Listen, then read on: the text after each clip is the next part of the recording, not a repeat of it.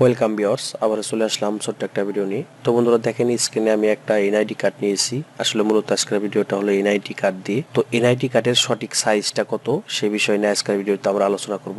বন্ধুরা, গভর্নমেন্ট থেকে যে সাইজটা নির্ধারণ করে আপনাকে যে এনআইডি কার্ডটা দিয়েছে সেই সাইজটা নিয়ে আলোচনা করব।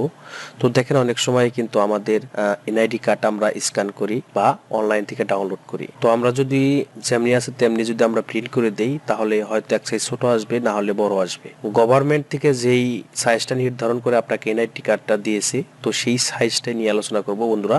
তো দেখেন, আমি কিন্তু এখন ফটোশপের ভিতরে আছি। তো আমাদের ফটোশপে ক্রপ টুলে চলে যাব। তো এখানে আপনি ক্রপ টুলে আসবেন। ক্রপ টুলে আসার পরে দেখুন, ক্রপ টুলের অধীনে কিন্তু কিছু অপশন আছে, ওয়েট, হাইট এবং রেজলিউশন। এই তিনটা কাজই আপনার সঠিকভাবে করতে হবে। আমরা এখানে ওয়েটটা দেব 3:275 এবং পাশে আমরা যোগ করে দেব IN। ঠিক আছে, এখন আমরা এন্টার করে দিই।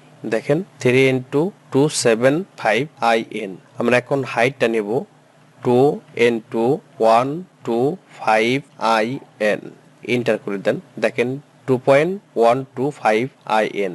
রেজলিউশন নিব আমরা হলো 300। তো দেখেন, এটা কিন্তু সঠিক সাইজ না হলো, এটা গভর্নমেন্ট থেকে যে সাইজটা নির্ধারণ করে দিয়েছে সেই সাইজটাই কিন্তু এই সাইজ। ঠিক আছে, এটা আমি অ্যানালাইটিস করে বের করেছি। তো যাই হোক, যদি এখন আমরা এখানে এটা ক্রপ করে দেই, তো দেখেন এটা কিন্তু সঠিক সাইজ হলো। এবং এর যে দ্বিতীয় পিট আছে, দ্বিতীয় পিটটাও যদি আমরা এখানে ক্রপ করে দেই, ঠিক আছে, ক্রপ করে দিলাম। তো এখন যদি আমরা প্রিন্ট করি, তাহলে সঠিক প্রিন্টটা কিন্তু পেয়ে যাব। ঠিক আছে, এবং সঠিক সাইজটা আমরা পেয়ে যাব। তো এখন এখানে নিউ নিব, নিউ নেওয়ার পরে এখানে A4 প্রেস নেব। প্রেস দেওয়ার পরে এখন আমাদের এনআইডি কার্ডটা প্রিন্ট করার জন্য প্রস্তুতি নিব।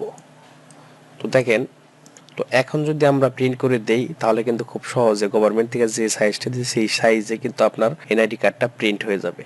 তো বন্ধুরা, এই ছিল আজকের ভিডিওটা যদি ভালো লাগে তাহলে অবশ্যই লাইক করবেন এবং আমাদের চ্যানেলটি সাবস্ক্রাইব করবেন। সকলকে ধন্যবাদ। সুস্থ থাকবেন, ভালো থাকবেন।